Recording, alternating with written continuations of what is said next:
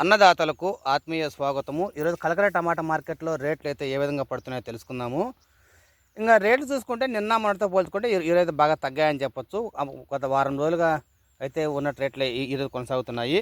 ఇంకా రేట్ల విషయానికి వస్తే చిన్నకాయలు పొడికాయలు ఇవన్నీ తీసుకుంటే మనకు 30 రూపాయల కాంచి 50, 60, 70 వరకు అయితే తీసుకున్నారు థర్డ్ క్వాలిటీ కాయలన్నీ కూడా.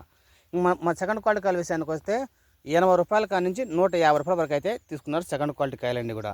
ఇంకా మన ఫస్ట్ క్వాలిటీ కాయల విషయానికి వస్తే 170 రూపాయల కాడ నుంచి 180, 190 వరకు అయితే తీసుకున్నారు ఫస్ట్ క్వాలిటీ కాయల విషయాలన్నీ కూడా.